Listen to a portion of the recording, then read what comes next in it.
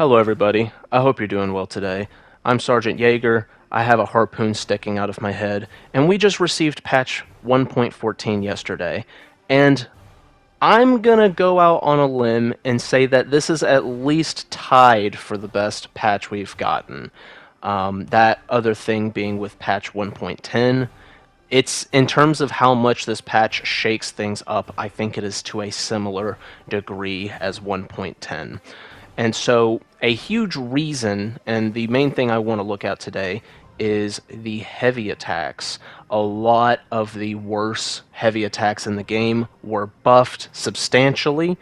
Others that were already pretty good may have gotten a buff as well, making them fantastic. And then there's one here or there that's probably overtuned and needs to be brought back into line. But absolutely fantastic across the board. And specifically heavy attacks being made more valuable is one of the most healthy changes that Elden Ring could have received. Now, there's a variety of reasons for this. One, I would go out on a limb and say that if you were to tally up all of the weapons in the game and compare all of their different moves and say they are good or bad, that heavy attacks probably would be the lowest ranking move in terms of how viable it tends to be for different weapons. Usually heavy attacks, with a couple of exceptions, are too slow, and really they just don't work that well in PvP, and rely on your opponent making very significant mistakes to really make all that good of use of.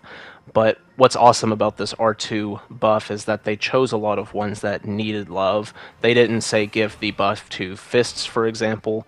Fists definitely having one of the best R2s in the game, so they certainly did not need it. So good to see that they are at least aware that, some things would be a bad idea if they decided to go down certain roads and whatnot. So good stuff there. But another thing is that the mind games that R2s add into the game are extremely valuable in terms of mix-ups and being able to fool your opponent with the amount that you have charged your heavy. Due to a lot of weapons having heavier stun on the heavy attack, if you hit your opponent with a heavy and they try to mash out of hit stun, a lot of weapons are going to be able to R1 or whatever not after that R2 and keep priority. Something that's been plaguing Elden Ring for a very long time, pretty much ever since patch 1.10. is how mashing out of hit stun is the most viable tactic for the mass majority of situations where you've just been hit.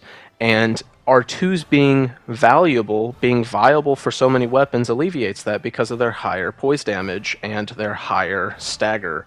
Now, not all weapons have a stronger stagger, but a lot of them do have a very generous amount of hit stun that's put on the opponent.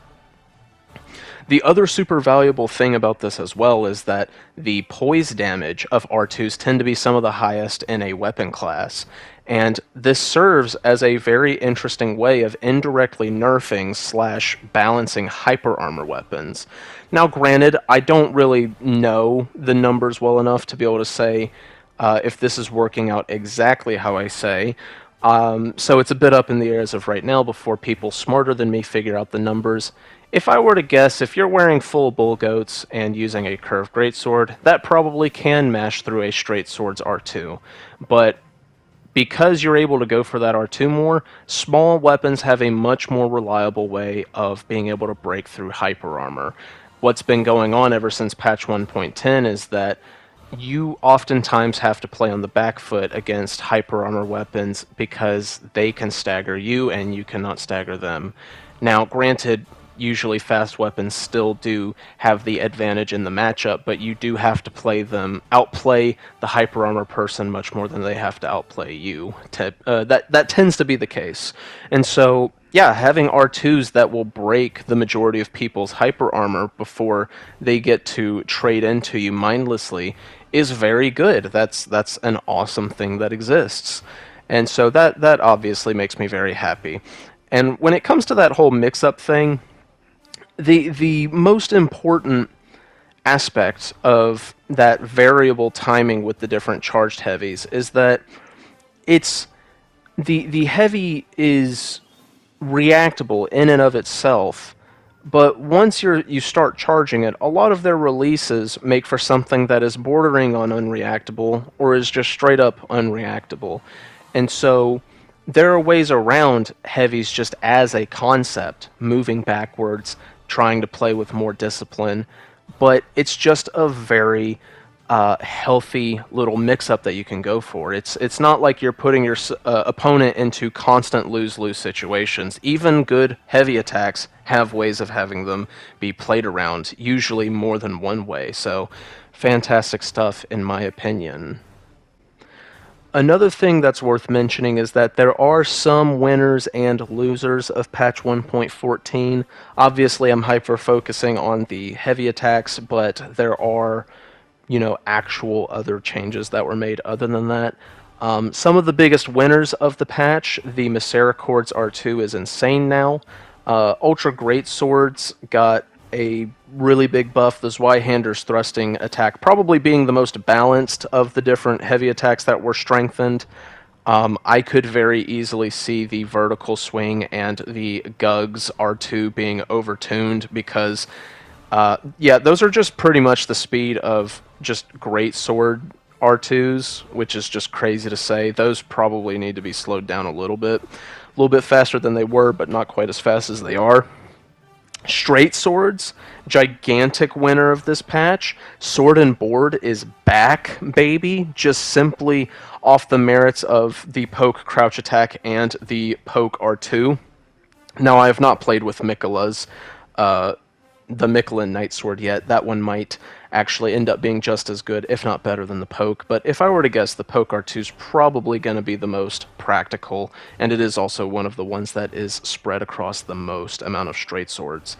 Now, it might be funny to say, but a huge winner of this patch was the Shodels.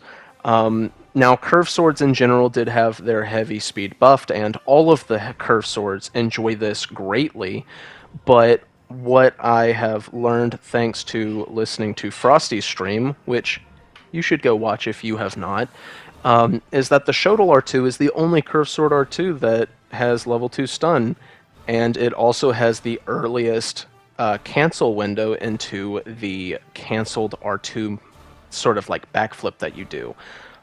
So that's really nice now. Granted, whether you're talking about the flowing sword or just the standard R2 of the Curve Swords, they enjoy their buffs quite a lot as well. That just is the biggest winner for that weapon class. Another huge winner is heavy thrusting swords. They've been nerfed over and over unjustly to the point where all they have going for them is their jump R1. But now, the R2s and their cancel windows are so fast that they're faster than the R1s. And so you now have a really awesome keep out option with a lot of the different ones, especially with, say, like Great Epee and Stitcher. Now, granted, it'll remain to be seen if the Sword Lance needs to have its combo taken away. It still has the combo. It will do like 600 bazillion damage to you. Very, very, very strong. I don't know why that weapon does so much damage, but I've been hit by the combo a little bit. Needless to say, it don't feel good. So we'll just see in due time. Now, another huge winner of just kind of the patches recently in general, but also this R2 change, is the Reapers.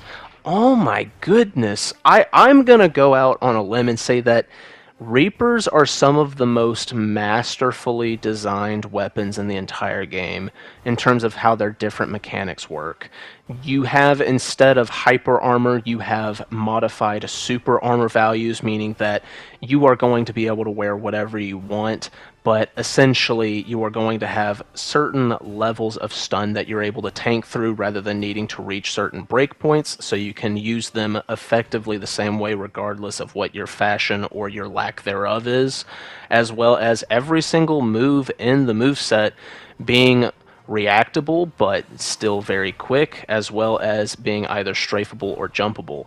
So everything has a weakness, everything has a strength, and it is a very diversified moveset that encourages you to use a whole bunch of different attacks. And the one thing that they were missing was a not slow as balls R2, and that is now largely remedied, which is just absolutely phenomenal. Reapers are a class of weapon that I personally suck with, but I definitely plan on putting more work into in the future. Now, granted, I am skimming over things in this video. I'm really just giving a sort of general overlook of some things, but the point that I'm trying to make is that these attacks specifically being stronger is the best like just overhaul change I think that From Software could have made to make especially dueling, but just everything PvP wise feel much better in this game. So hopefully you guys are enjoying the new patch as much as I am. The reason I haven't been uploading all that many videos recently, other than being really busy, is that the game has just been kind of lost on me recently in terms of just feeling like no one's playing. It's just not been very fun. And this patch has done a lot to fix that for me. So with that being said, we will see where the meta shifts and turns in the future. These are just some of my early opinions and whatnot, and I hope you guys have a good rest of your day. Peace.